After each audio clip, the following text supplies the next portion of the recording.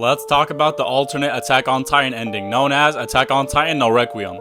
This story is a complete rewrite of the last 3 chapters, so everything that happened after chapter 136. Now let's get to it.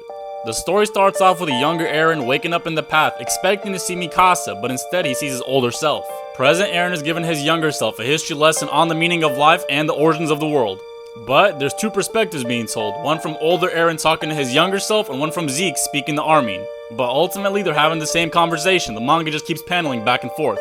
Eren and Zeke put heavy importance on the hallucigenia and the role it played in Attack on Titan. And for those of you that don't know, that's the worm-like creature that gave the founder Ymir her powers. Eren states that the hallucigenia was stubborn and refused to pass on to the afterlife. Eren said maybe the hallucigenia never perished because it was following its instinct, waiting to save humanity from doom. But Zeke follows up and tells Armin, nah, there's no deeper meaning to any of this. All these years of suffering have been for nothing. Zeke tells Armin, regardless of the truth, our Eldian history started because a pitiful little slave girl defied her master. Zeke and Eren both come to an agreement that due to Ymir's selfish actions, Eldians had to suffer for eternity. Zeke tells Armin if Ymir had only accepted her fate and freed herself from her suffering via death like we all do eventually, none of this would have happened. Zeke says that the path him and Armin are currently standing on is due to Ymir's ignorance and her loyalty to the king. Zeke explains to Armin how Ymir was stuck in the path for eternity with godlike weapons and she was free of death. Now this is when things get pretty interesting. Armin asks Zeke if Ymir was so powerful, why doesn't she just use her powers to free herself?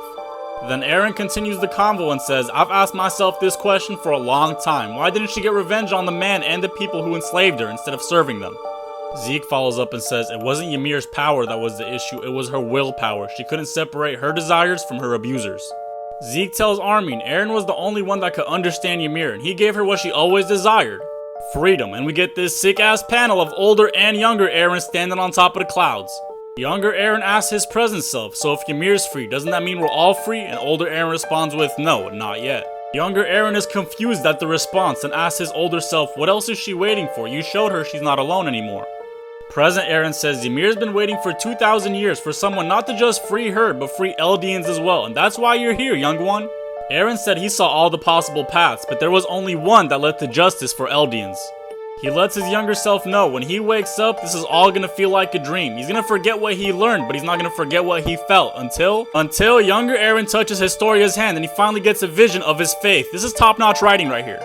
Older Eren says the only path to end a cycle of hatred was through peace, but also endless destruction. He says, I tried to take the way of no violence by changing the flow of the path, but it just wasn't possible. Eren says sacrifices were necessary. This is when we get a shot of Grisha lying on the floor crying. Then we see Armin and Zeke were next to both Erens the entire time telling the same story. The chapter ends off with Eren telling Armin,